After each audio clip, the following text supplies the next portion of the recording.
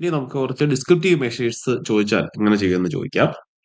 അതിന് എളുപ്പ വഴിയുണ്ട്. കുറെ ഡിസ്ക്രിപ്റ്റീവ് മെഷേഴ്സ് നമുക്ക് ഒരുമിച്ച് കണ്ടുപിടിക്കാൻ പറ്റും. അതിനുവേണ്ടി നമ്മൾ ചെയ്യുന്നത് ഞാനിപ്പോ ക്വസ്റ്റിനിൽ തന്നെ ഡേറ്റ ഒരൊറ്റ കോളമായിട്ട് ടൈപ്പ് ചെയ്തിട്ടുണ്ട്. നിങ്ങൾക്ക് ചിലപ്പോൾ ക്വസ്റ്റ്യൻ പേപ്പറിൽ 2-3 കോളമായിട്ടോ 2-3 റോ ആയിട്ടൊക്കെ ആയിരിക്കും. നിങ്ങൾ എന്ത് ചെയ്യുക, അതിനെ ഒരൊറ്റ കോളമായിട്ട് ടൈപ്പ് ചെയ്യുക. ഉദാഹരണം പറഞ്ഞാൽ ചിലപ്പോൾ ഫൈൻഡ് സം ഡിസ്ക്രിപ്റ്റീവ് മെഷേഴ്സ് എന്ന് പറഞ്ഞ് ഡേറ്റ ഇങ്ങനെ കോളമായിട്ടായിരിക്കും കിടക്കുക. ഇപ്പം 4 റോ ആയിട്ടാണ് ഡേറ്റ കിടക്കുന്നത്. ഇതിനെ എല്ലാം കൂടെ ചേർത്ത് നിങ്ങൾ എന്ത് ചെയ്യുക, നിങ്ങൾ ഒരൊറ്റ കോളത്തിൽ ടൈപ്പ് ചെയ്യുക. താഴേക്ക് ഒറ്റ കോളത്തിൽ ടൈപ്പ് ചെയ്യുക. അങ്ങനെ ഒറ്റ കോളത്തിൽ ടൈപ്പ് ചെയ്തതാണ് ഇത്. ഓക്കെ. ഇനി ഡേറ്റ ക്ലിക്ക് ഡേറ്റ ഉണ്ട്. ഡേറ്റ ക്ലിക്ക് ചെയ്യുക.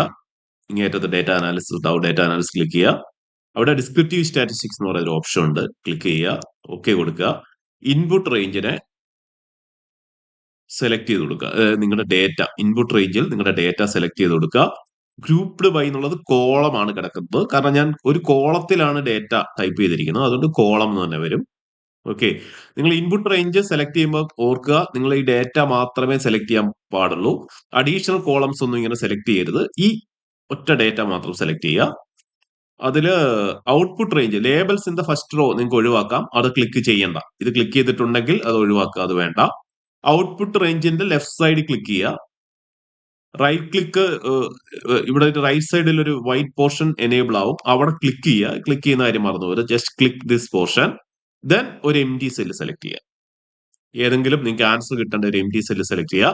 സമ്മറി സ്റ്റാറ്റിസ്റ്റിക്സ് ക്ലിക്ക് ചെയ്യുക. ഓക്കെ കൊടുക്കുക. ഓക്കെ.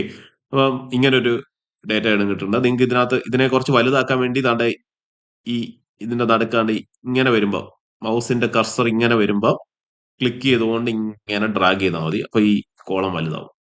ഓക്കെ. ഇങ്ങനെ ഡ്രാഗ് ചെയ്ത് വലുതാക്കാം. അപ്പൊ മീൻ കിട്ടി. സ്റ്റാൻഡേർഡ് എറർ നിങ്ങൾക്ക് ആവശ്യമില്ല. Median, mode, standard deviation, sample variance, kurtosis, skewness, range, minimum, maximum, sum, ഇത്രയും കാര്യങ്ങൾ നിങ്ങൾക്ക് ഒരുമിച്ച് കിട്ടും. ഇതാണ് ഇതിന്റെ എളുപ്പം. അപ്പൊ നിങ്ങളോട് ചോദിച്ച മീനും സ്റ്റാൻഡേർഡ് ഡീവിയേഷനും മോഡും മീഡിയനും ഒക്കെ ആണെങ്കിൽ ഒറ്റയടിക്ക് ഇത് ചെയ്യാം. അല്ലെങ്കിൽ മറ്റൊരു മാർഗമുണ്ട്. നിങ്ങൾ ഒരു എം ജി സെൽ ആദ്യമേ സെലക്ട് ചെയ്ത് നോക്കുക. നിങ്ങൾക്ക് ആൻസർ എവിടെയാണോ കിട്ടേണ്ടത് ആ സെല്ല് സെലക്ട് ചെയ്യുക. എന്നിട്ട് ഫോർമുലാസ്, ഇൻസർട്ട് ഫംഗ്ഷൻ, ഇതാണ് അതിന്റെ വഴി. ഫോർമുലാസ് ക്ലിക്ക് ചെയ്യുക, ഇൻസർട്ട് ഫംഗ്ഷൻ ക്ലിക്ക് ചെയ്യുക.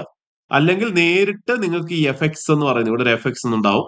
ഈ എഫ്എക്സ് ഇൻസർട്ട് ഫംഗ്ഷൻ എന്നാണ് ഇതിന്റെ എഫ്എക്സ്. അത് ക്ലിക്ക് ചെയ്താലും മതി. ഇൻസർട്ട് ഫംഗ്ഷൻ ക്ലിക്ക് ചെയ്യുക. അപ്പൊ അവിടെ ഒരു വിൻഡോ ഓപ്പൺ ആയിട്ട് വരും. അത് സെലക്ട് കാറ്റഗറി എന്നുള്ളിടത്ത് സ്റ്റാറ്റിസ്റ്റിക്കൽ ആക്കി മാറ്റുക.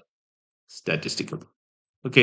ഇപ്പൊ നിങ്ങൾക്ക് ഇപ്പൊ തൽക്കാലം ജിയോമെട്രിക് മീൻ വേണം എന്നൊന്നും വിചാരിക്കാണ്. ജിയോമെട്രിക് മീൻ വേണമെങ്കിൽ ജിയോ മീൻ എന്നാണ് അതിന്റെ ഫംഗ്ഷന്റെ പേര്. ജിയോ മീൻ എടുക്കുക. അപ്പൊ വേറൊരു വിൻഡോ ഓപ്പൺ ആയി വരും. അതിൽ നമ്പർ 1 എന്നുള്ളിടത്ത് നിങ്ങൾ ഈ ഡേറ്റ സെലക്ട് ചെയ്ത് കൊടുക്കുക. Just select the data. Okay കൊടുക്കുക. ഓക്കെ. നിങ്ങൾക്ക് മീൻ ഡീവിയേഷൻ ഫ്രം മീൻ ആണ് വേണ്ടത്. ഓക്കെ. എഫ്എക്സ് എടുക്കുക. മീൻ ഡീവിയേഷൻ ഫ്രം മീൻ കിട്ടാനുള്ള കീവേഡ് AVEDEV ആണ്. Average deviation. അത് ഓക്കെ കൊടുക്കുക. അവിടെ ഈ സെലക്ട് ചെയ്ത് കൊടുക്കുക. ഈ നമ്പേഴ്സ് സെലക്ട് ചെയ്ത് കൊടുക്കുക. ഓക്കെ. അപ്പൊ അവിടെ ആൻസർ കിട്ടും. നിങ്ങൾക്ക് വേണമെങ്കിൽ അതിന്റെ ഇപ്പുറത്തെ കോളത്തിൽ എന്താണ് കണ്ടുപിടിച്ചതെന്ന് എഴുതാം. ഇപ്പൊ മീൻ ഡീവിയേഷൻ ഫ്രം മീൻ ആണ്. അത് വേണമെങ്കിൽ നിങ്ങൾക്ക് ഇവിടെ ടൈപ്പ് ചെയ്ത് വെക്കാം. ഇവിടെ നിങ്ങൾ ജിയോമെട്രിക് മീൻ ആണ് കണ്ടുപിടിച്ചത്, അതുകൊണ്ട് അത് ടൈപ്പ് ചെയ്ത് വെച്ച് കാണിക്കാവുന്നതാണ്. ഓക്കെ. അപ്പൊ ഇങ്ങനെയുള്ളൂ, ഇത്രയേ ഉള്ളൂ. ഫംഗ്ഷൻസ് എങ്ങനെ എടുക്കേണ്ടത് മാത്രം മനസ്സിലാക്കുക. Formulas, insert function. ആ ഫംഗ്ഷൻസ്, കിട്ടുന്ന ഫംഗ്ഷൻസ് നോക്കിയാൽ നിങ്ങൾക്ക് മനസ്സിലാവും. അതിനു മുമ്പ് ഈ സെലക്ട് കാറ്റഗറി എന്നുള്ളത് സ്റ്റാറ്റിസ്റ്റിക്കൽ ആക്കി മാറ്റുക. അപ്പൊ സ്റ്റാറ്റിസ്റ്റിക്സിന്റെ ഫംഗ്ഷൻസ് എല്ലാം കൃത്യമായിട്ട് കിട്ടും. That's all.